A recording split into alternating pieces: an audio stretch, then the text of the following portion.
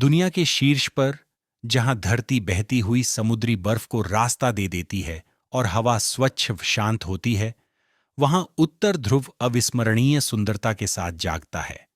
जैसे ही सूरज उगता है, सुनहरी रोशनी जमे हुए क्षितिज पर फैल जाती है। बर्फ के क्रिस्टल हीरों की तरह चमकते हैं और एक नया आर्कटिक दिन शांत पूर्णता के साथ शुरू होता है। जब रात उतरती है तो आसमान एक जीवित चित्र बन जाता है। ऑरोरा बोरेलिस की हरी और बैंगनी परतें आकाश के एक छोर से दूसरे तक नृत्य करती हैं, नीचे जमी हुई सतह पर चमकती हुई।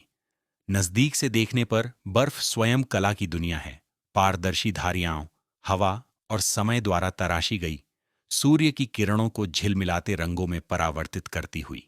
ऐसे रंग जो सिर्फ प्रकृति ही बना सकती है। एक विशाल ध्रुवीय भालू धीरे धीरे बर्फ पर चलता है, अकेला, शक्तिशाली और इस नीरव भूमि से गहराई से जुड़ा हुआ। यह आर्कटिक की शक्ति और नाजुकता दोनों को व्यक्त करता है। जमी हुई सतह के नीचे एक और संसार है, ठंडा, नीला और जीवन से भरा हुआ। सूरज की किरणें बर्फ की दरारों से छनकर आती हैं, प्राचीन ठंड में तैरते छोटे जीवों को प्रकाशित करती हुई।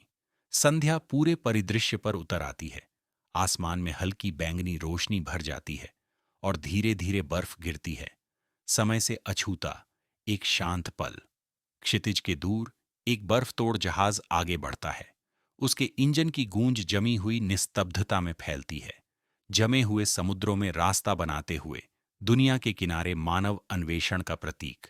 फिर पूर्णिमा की रात में आर्कटिक परिवर्तित हो जाता है। चांदी जैसी रोशनी बर्फ पर बिखरती है, परछाइयां मीलों तक फैल जाती हैं और दूर के तारे गहरे अंधकार में झिलमिलाते हैं। ऊपर से देखने पर जमी हुई धारियां तराशी हुई पहाड़ियों की तरह उठती हैं। गहरी नीली दरारें और सफेद चोटियां दिखाती हैं कि हर दिन आर्कटिक को आकार देने वाली नाटकीय शक्तियां कैसी होती हैं। विशाल परिदृश्य में छोटे छोटे मानव आकृतियां चलती दिखाई देती हैं।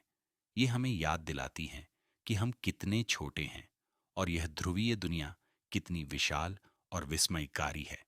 उत्तर ध्रुव केवल बर्फ और ठंड नहीं है, यह पृथ्वी की अंतिम अछूती सीमाओं में से एक है, भव्य, नाजुक और अविस्मरणीय।